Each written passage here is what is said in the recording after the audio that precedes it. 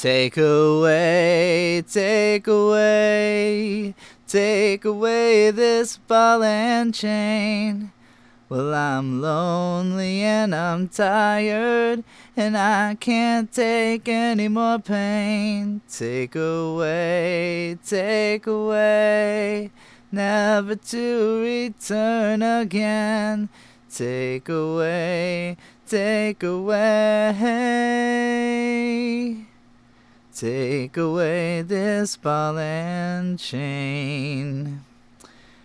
On this channel, where I talk about 90s music, mostly alternative rock that I grew up with, on the first episode, I talked about the first song that I really remember, like clearly where I was when I heard it for the first time at 4 years old, that being Black Hole Sun by Soundgarden. And only after recording that did I realize that there is another song I remember from before that, where I was when I heard it. In fact, it's a story I've told before, so I'm surprised I forgot. But that's not what this video is about. This video is about what my mom has told me was my first ever favorite song. And when she told me that, I suddenly had like a brain blast memory of her singing it, like her singing it with me or to me, or just her voice singing this song. But I don't actually remember the experience of hearing it. I'm sure it would have been 1993 or 4 or something. This song comes from 1990, so slightly before I was born, so it already would have been on the radio by the time I was a baby. And having grown up with alt-rock radio, with my mom watching MTV all the time, it's likely I had heard this song a few times before I caught on to it and started expressing an appreciation for it. But I've mentioned on both of my last two videos that when a song had visuals that stuck in my head, that tended to be when I would start paying attention as a kid. And this song has a very vivid, repeated line, "Take away this ball and chain."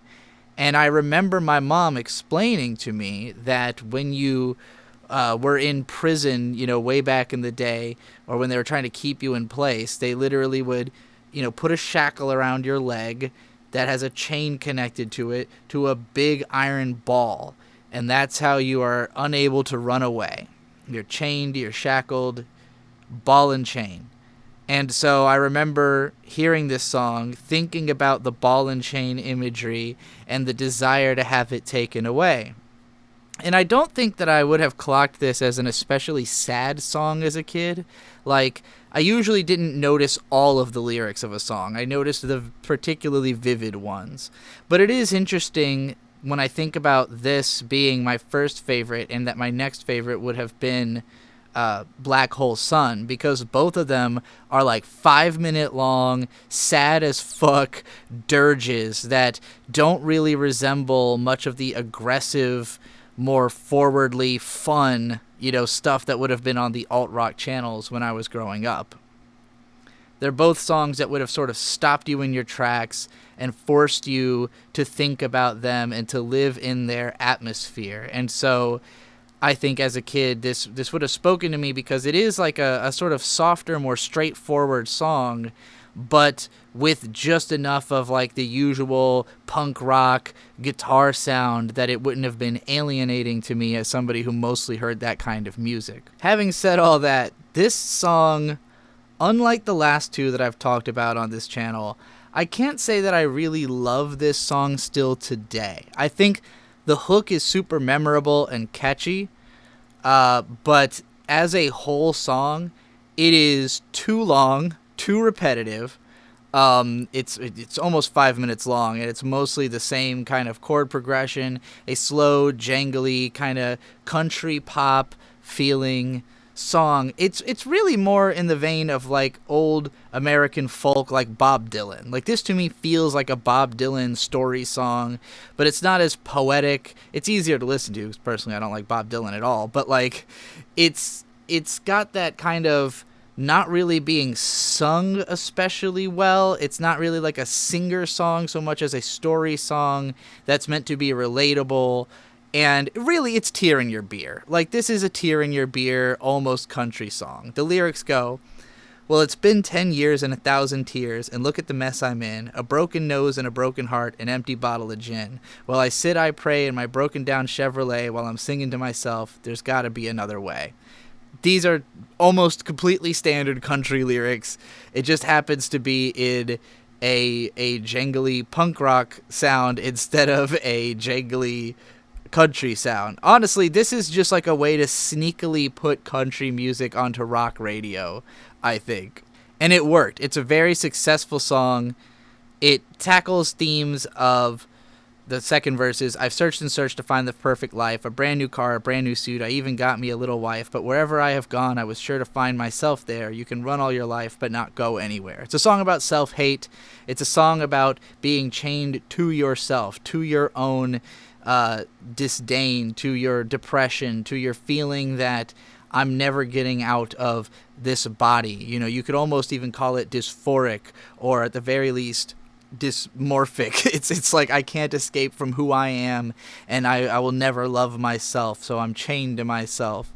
Well, I'll pass the bar on the way to my dingy hotel room. I spent all my money. I've been drinking since noon. I'll wake there in the morning or maybe in the county jail. Times are getting harder. I'm born to lose and destined to fail.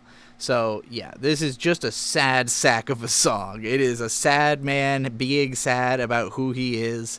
And it has no real upturn. It has, it's a, what's the word I'm looking for? Wallowing. And that's a word, any music that really, to me, feels like it's just wallowing in the sadness is hard for me to appreciate. At least with Black Hole Sun, that song has an active feeling to it, where it's like there's this strong desire towards goodness, and this palpable feeling of, I want it to come back. You know, like I want to be back in the happy place, but the only way I can imagine it happening is a black hole sun washing away the rain. And it's this feeling of like an apocalypse, but it's positive. This song has no positive. There is no redemption. There is no, he's begging to have the ball and chain taken away, but there is no sense that it's possible, or that that he will ever be free. You know, the ball and chain is the song, and so it stays in that modality the whole way through of like, wow, I'm really living in this. I'm really not escaping this. I wonder how much as a kid did I relate to the sadness of this song or that song, because I don't remember feeling necessarily like sad as a kid, but I also don't remember feeling much of anything. I remember my childhood being just kind of a whirlwind of confusion and a lack of placidness. You know, I moved constantly in the first few years of my life, and it wasn't until I was like 5 years old that we lived in one place for long enough for me to start to like develop a sense of self, and that sense of self was such an outsider that it was hard for me to even figure out like, well, who am I compared to other people? I only know the things that I like, but nobody else knows the things that I like, and I just kind of felt like I was on an island, you know? And I wonder if I felt balled and chained as a kid, or if I just thought the imagery is cool and it's a easy to sing hook, you know, like the fact that as a child, my voice would not have had that difficult a time hitting these notes or anything. You know, you don't have to be a good singer to sing this song. Again, it's basically like a bar song. Like, I think it had more to do with being accessible than it did with me actually connecting to the emotions of the song. But at the same time, it is so dreary and world weary, and you know, even if it's sad, it doesn't sound as depressed as it is. Like, lyrically, it is very depressed, but the sound is still somewhat upbeat and jangly and fun, kind of. At the very least, as a kid, I would not have appreciated this being like a sad, dark song. I would have thought of it as a fun, cute song. So, yeah, I feel like this is one of those that as you age with it, your perception of it will probably change. At the very least, mine definitely did. But it really, like, kind of shocked me when my mom told me yeah, like Take Away This Ball and Chain was your favorite song as a kid. And then like immediately I remembered the song, but also that I had not heard it since I was a kid. Like maybe this song still played on the radio in the late 90s and 2000s, but it definitely wasn't commonplace. It's definitely not a song that you could turn on the radio today and guarantee you were going to hear Ball and Chain. It's a maybe, but it's not even a strong maybe. It's like a distant maybe. It's a once in a while some DJ remembers this song exists kind of a track. It's not like, you could literally turn on the radio any given day and you're definitely going to hear Black Hole Sun on an alternative rock channel that plays 90s music. I don't know if this one would come up, but yeah, it was an interesting brain blast moment, and so I returned to the song and I listened to it again, and I went, yeah, I can feel why Kid Me would like this, because it is simple and straightforward, and it just tells a story, and it just has this strong imagery and this very memorable hook. But you may have noticed there weren't that many lyrics, and like for a song that's 5 minutes long, it's just a little pale for me. But yeah, I didn't want to only talk about songs that I think are timeless classics on this show. I do think this song has a bit of a timeless quality to it. It's just not something that appeals to me as an adult. I, again, don't like the wallowing feeling. It's not really my genre because it is kind of so outside of the sound that I really care for.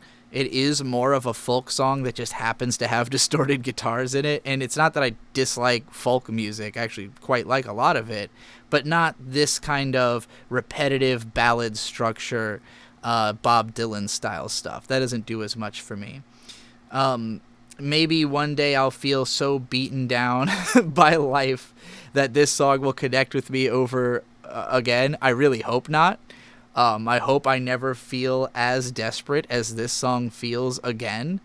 I think there was a period of time where maybe if I had reconnected with this song like a few years earlier, or like a time when I was really depressed, maybe it would have helped. But again, it's not the type of person I am. I'm not like a going to bars, bottom of a bottle of gin, like getting into fights kind of a person. I have been to jail once, but I'm not the type to end up in jail on the regular. So like when I think about like my alcoholic uncle, this is his life. This is what that guy is going through, and I'm quite happy to say that it's not that bad for me. But yeah, that's Social Distortion, Ball and Chain, another song from my childhood. And I'll be doing more of them because I was only a child in the 90s. So any songs I talk about here, if they're not songs I learned after the 90s, they will be songs I learned as a child.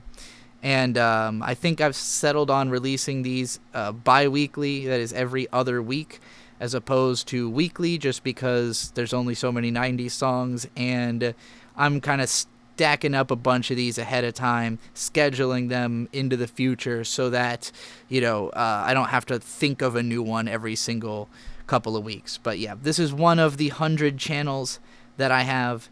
I don't have them all yet, but I'm working on having 100 channels. So check out the rest of my stuff in the description. Thanks for watching.